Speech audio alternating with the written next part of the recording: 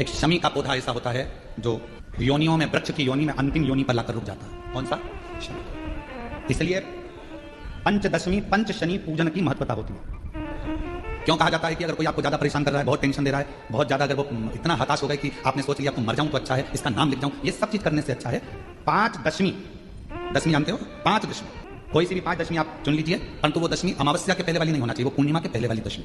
5 कोई सी भी दशमी पर शमी के वृक्ष के नीचे जाइए, घी का दीपक लगाइए, शुद्ध जल तांबे के पात्र में लेकर जाकर अर्पित करिए, पहले दीप जलाना, उसके बाद शमी के पौधे में जल डालना और पौधे उस वृक्ष के नीचे बैठकर जल चढ़ाकर वहीं पर एक चावल का दाना समर्पित कर बाबा से प्रार्थना करना कि बाबा मुझे बहुत कष्ट है, ये मेरा एक तकलीफ मुझे दे रहा है, बस आप मेरी तकलीफ को दूर करना। शिव की ऐसी कृपा होगी। 5 शनि पूजन, जब विजय दशमी के भाव से दशमी आपके यहाँ पर भी पूजन होती है, विजयदशमी पर हमारे यहाँ शमी के पत्र की बड़ी पूजन का महत्व है। 5 दशमी 5 शमी पूजन कर ली जाती है तो जो भी आपका द्रोही होता है वो आपसे दूर हो जाता है या आपसे स्नेह कर आपके करीब आ जाता है। ये शमी पूजन वृक्ष योनि के अंतिम योनि का पूजन। सारे वृक्षों पर पत्थर पड़ जाते हैं पर शमी के पौधे पर किस लिए मारेगा? कौन मारेगा? उसमें कांटे लगे रहते हैं, कौन मारेगा उसको? क्या कांटा झड़ाएगा पत्थर मारकर? नहीं। हम तो यहां तक कहेंगे कि शमी की आराधना साधना आपके द्रोहियों को, दुश्मनों को भी दूर कर देती है। और मेरी जीजियों, मेरे जीजाओं, मेरी बेटियों, बेटाओं, मेरी माताओं, मेरे बुजुर्ग माता पिता स्मरण करें, जब जब यदि आपका हृदय दुख है, मन दुख है, तो एक शमी की पत्ती को शंकर के शिवलिंग पर जरूर चढ़ाएं, सारे दुख अपने आप समाप्त होंगे। शमी का तो कोई कहे क्या वृक्षों में, पौधों में, पत्तियों में भी क्या, ये वृक्षों के अंदर भी क्या जीव होता है क्या? इसमें भी प्राण होते हैं? होते हैं, इसमें भी प्राण। ये भी ऑक्सीजन लेना छोड़ना सब कार्य इनका चालू है, ये भी जीवित है, जल नहीं मिलेगा मर जाएंगे।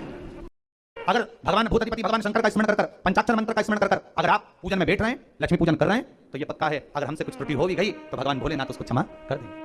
और माता से निवेदन करना, हे लक्ष्मी मैया, हे वैभव लक्ष्मी, हे माता लक्ष्मी, हे माँ संतान लक्ष्मी, धान्य लक्ष्मी, वैभव लक्ष्मी, प्रतिष्ठा लक्ष्मी, यश लक्ष्मी, कीर्ति लक्ष्मी, आरोग्य लक्ष्मी, संतान लक्ष्मी, हे माँ ऐसी कृपा करिए आप हमारे घर से रुष्ट होकर ना जाइएगा। ये घर, ये परिवार, ये सब आपका है, सब आपका।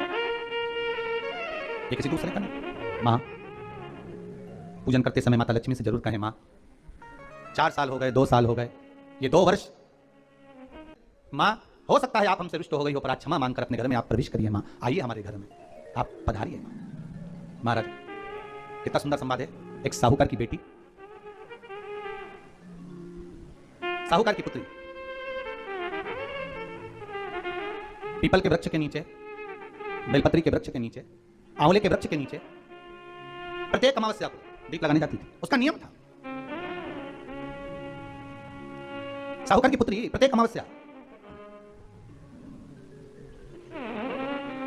3 दीप, एक बेलपत्री के नीचे, एक आंवले के नीचे, एक पीपल के नीचे लगाने जाते। महाराज आज नारायण ने कृपा कर दी, और क्या कृपा करी कि आज सरस्वती, पार्वती और लक्ष्मी तीनों इन वृक्षों के नीचे जाकर विराजमान हो गए।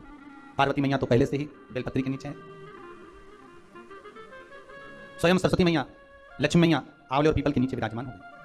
अब आज तीनों देवियों में बात हो रही है, आज तीनों देवियों में चर्चा हो रही है कि यदि आज अगर कोई दीप लगाने आया और पहला दीप जिसका लगेगा तो यह पक्का है कि मैं लक्ष्मी उसके घर में प्रवेश करूं।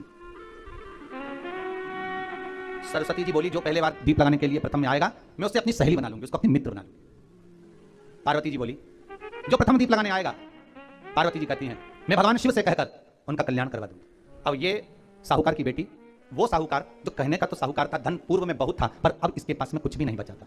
देखिए सुख दुख तो जीवन में चलता रहता है, आज सुख है कल दुख है, फिर दुख है फिर सुख है, ये जीवन में चलता रहता है। भगवान ने दिया, हो सकता है पूर्व में आपके पास में खूब धन होगा, वैभव होगा, सत्ता होगी, फैक्ट्रियां भी होगी, दुकान भी होगा, धंधा भी होगा, पानी भी होगा, सब कुछ, सारी सत्ता आपके पास में होगी, पर समय की घड़ी किसने देखी है सर?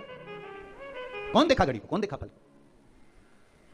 इसीलिए कहते हैं ना, बार बार कहते हैं, तेरा पल पल बीता जाए मुख से जप ले नमः शिवाय, ओम नमः शिवाय, ओम नमः शिवाय। बड़ी मुश्किल से मिलता है। घड़ी पल समय नक्षत्र कब बदल जाए किसको मालूम है? आज साहूकार के जीवन में था साहूकार कहने का, पर धन नहीं था, वैभव नहीं था, सब समाप्त हो गया था, कहीं पैसा चले गया, लग गया।